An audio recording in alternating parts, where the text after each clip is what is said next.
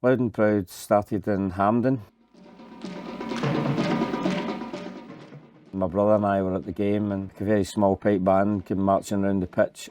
I thought at that time, why don't we have a big marching band with brass and drums that plays Scottish or football related stuff? I sat down one day and started the charity called Loud and Proud, and I thought, right, I'm going to have a marching band that will go around stadiums in the whole of Britain.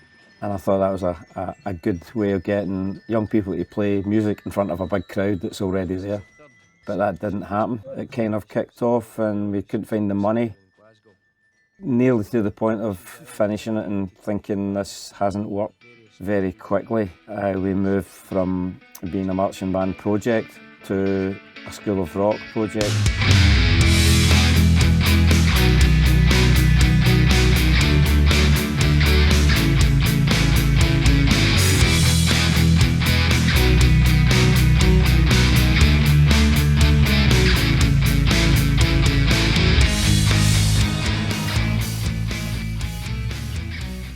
My name's Tommy McGrory. I'm the founder of Loud and Proud, a music charity in Paisley for young people.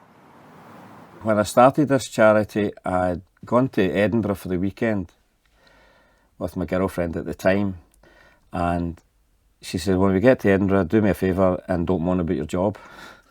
So I said, I'll be back in a minute, and I went out and I came back in. She said, oh, what were you using the phone for? I said, I've just phoned up the personnel department, I've chucked my job. Springburn basically is just a mess. It's demolished, it's fallen down, it's just a sad place. I started working in Bellahouston Sports Centre and I became manager of Springburn Sports Centre. Trying to obviously get a club going in the sports side of things, and I thought I'll get some sort of table tennis club, but I never really sort of took off. I was having a walk round and I met a guy that was in the Boys Brigade with me a long time ago. And I said, what are you doing here? And he said, oh, I'm here with the BB band, you know. And I thought, BB band, ba, ba, ba, you know. Silly wee bugles going up and down the street. I said, okay, I'll come and see your wee band, you know. And when his wee band turned out to be about 50 kids, all really smart in uniforms, and they didn't put on the usual BB bugle band display, they put on something different. Very entertaining, very big and brassy, you know. I thought, God, I really enjoyed it. So I embarked on a kind of business plan to have a marching band that did field shows at, you know, big sporting events, a non-competitive, fun, entertaining show. For the first year I went through a bad time of having a group of 10 or 12, working with them for 3 months and they'd all chuck it. And for a full year I thought, it's reaching the point, I'm going to chuck this, and it was a good idea anyway. One day the phone went, and it was a father looking for guitar lessons for his son. And just as I was beginning to say, no, we don't do guitar lessons as a marching band, one of the instructors and guys that was with us at the time said, I'll teach him. So this wee guy turned up, our very first School of Rock student, for a guitar lesson, and it just snowballed from there. The problem is with Loud and Proud is every plan's in my head. So if I get run down by a bus, nobody knows what's going to happen tomorrow. How are you feeling, Tommy? Very nervous.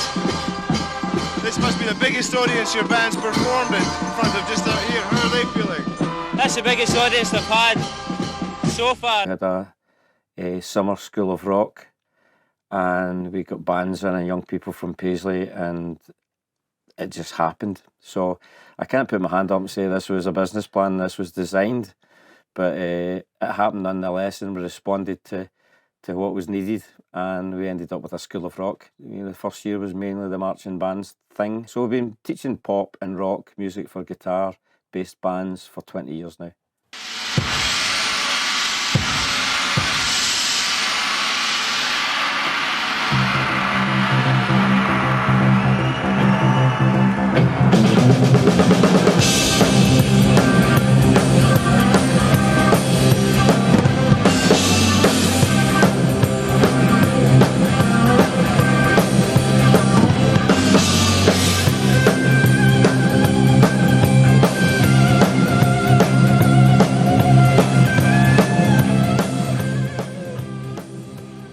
One of the biggest things that we've ever done in terms of shows is a story about the Glasgow Apollo. It was a musical called I Was There, and it told the story of a cinema in Glasgow called Green's Playhouse.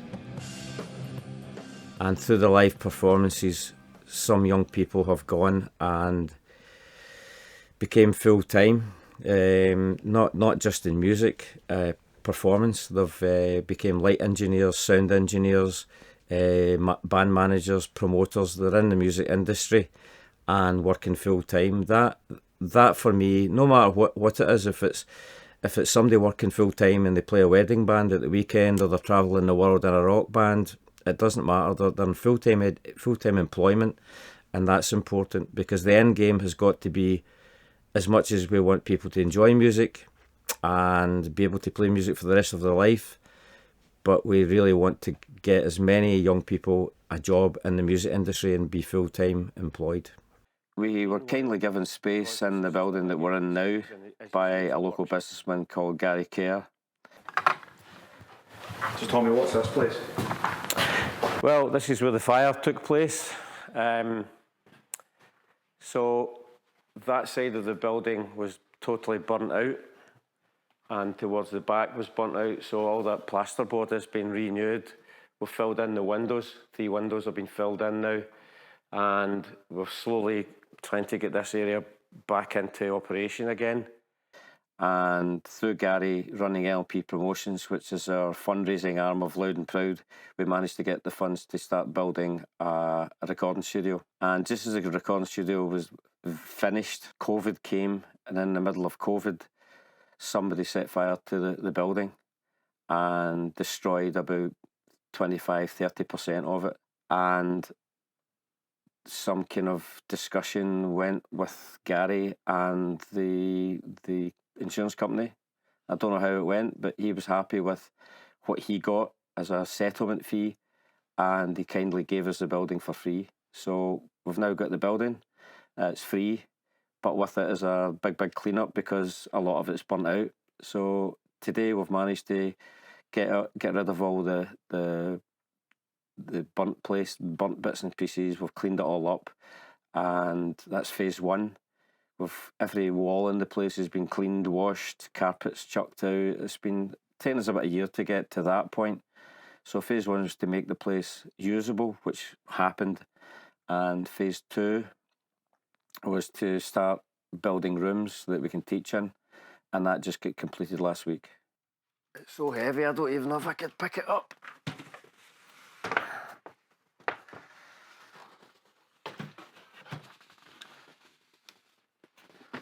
There you go. Right, what question are you going to ask me about this then? Right, this painting was painted by a very accomplished artist in Paisley, Caroline Gormley, who's a friend of mine. On the 10th anniversary of Loud and Proud at the Town Hall, when we had a gig there, I got presented to this on stage at the end of the night. She very cleverly went into my Facebook and took all my images of Loud and Proud, all the pictures of what we did for years. The problem I've got just now is it's so big, I don't know where to put it, so I need a big wall, and it will go somewhere. So if Caroline ever watches this, don't worry, Caroline, we're looking for a big wall, and it's going to be up there. The impact Loud and Proud has had on the town is immense, really. Way back we never thought of any impact in the town, any impact in our music scene. We just did this because, hey, isn't this fun? We teach guitars and bass and drums, and we put bands together and we stick them on a stage, and it's great fun, and it is, and it is great fun, and it was great fun in the beginning. And it does take a long time for things to manifest. You know, if you get a 10-year-old in playing guitar, nothing, you know, it's going to take 8 years or so, maybe they're 17, 18 before something happens. It doesn't happen with weeks and months, even years. It takes a long time. So it took us a long time to figure out actually what impact, what were we doing, what difference did it make. We're just a music school that teaches guitar and stuff, but we've produced a huge number of young people who are talented, who are still in the music industry full time, which is in itself is fantastic. We've got such a wide variety of students that's come through Loud and Proud. Some are pretty well to do, well supported. Some have came from some pretty troublesome backgrounds. There's maybe one in particular that I know that the father said to me one day, he said, look, can you bring him back into Loud and Proud? He's getting himself into trouble. And I said, well, what kind of trouble is it? He said, well, he was in a knife fight in the street and somebody was chasing him down the road with a sword. He came back and he joined the band and he practiced and he became part of what we did. And he kind of left that side of his life behind. I know he's not playing music anymore, but he's got a very good job. And I still meet that guy, and, you know, it's a sliding doors moment, I suppose, you know. Do you still hang about with the pals, drinking wine up the park, or do you come and play drums at Loud and Proud? And for him, he'll look back and think that was a life-changing moment. Maybe not for music, but certainly for his life. Gutter. No way, that's it. That is it. What a shot. Do you remember the day you actually put that sticker on there and all these wee stickers and said, that's going to be really cool, man? Are they still there? No. There you go. Is it in tune? It'll not be in tune. I think it's not been played since you Perfect for you. Feel the stings, Cam. Don't even stings. It's cheese wire now. That's fantastic. There's something that it means a lot to me. He's like a kind of second dad to me. You know, Tommy was quite instrumental when I was younger, and just bringing me out to Paisley and kind of showed me, you know, when I got to Paisley, just kind of, you know, he kind of understood a bit about where I came from, that I was a bit of a tearaway, and you know what I mean. I've had problems because I've got no musical background at all. I don't know what a crutch it is. I'm in a bar, a semi-quaver, I don't know what these are. But I try very hard. I appreciate everything he did, you know, for all his. I think that's relentless is the word though. He just keeps going, he's still here. Aye. I mean, Still here, still running a music school, still running a venue. You know what I mean? And a successful venue as well. That's the thing. The Bungalow was. That was a. It kind of had its peaks and troughs, but it's now just constantly busy. Every time there's a gig on, it's sold out.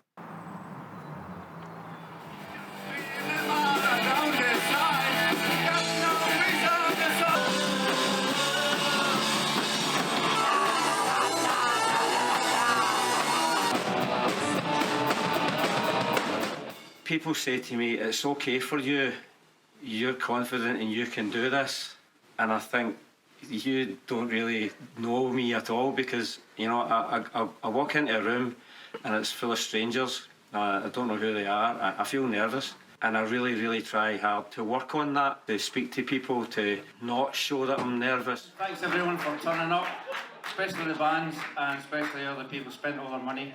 We'll see you again at the Bungalow sometime, I hope. And thank you and good night. I think what we do at Loud and Proud and what I do hasn't changed at all between 1980 marching band Springburn time to 2023 School of Rock time. It's different music, but it's the same thing. It's getting kids in a group setting, and they learn how to get on with each other. They've got the discipline to work for each other to get the final product on stage, or away back then on a field. It's just the same thing. So music is music. It doesn't matter whether you're playing a fiddle or a you know, electric guitar. It's kind of the same thing at the end of the day.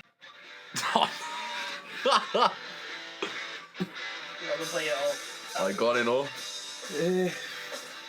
Aye. I just can't believe I wore that shirt.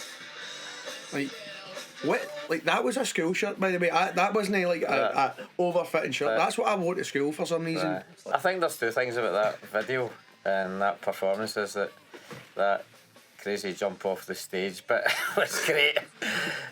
It was by my favourite band. I'll put this in record. My favourite band and my favourite song. And all of the Loud and Proud stuff that we've done, they were just great memories of these guys in that band being at that standard as well. You know, I think as I've said earlier that they should have been the next Green Day. I think how that was going to happen, I don't know, but they certainly were talented enough. They were great days. I think it was good for you because I remember you didn't like school. And you didn't like school at all. And one of the first songs he wrote, still my favourite song, is School's a Waste of Time. And school was a waste of time for you. You just didn't fit in. You didn't like it. No. You never went. You know, you mean a lot to me as a guy. No, just through Loud and Proud, because you know, when I was younger, I never had much of an outlet to speak to people, and I could speak to you, and that was kind of, you know, it was nice. Yeah, I remember quite often you had troubles.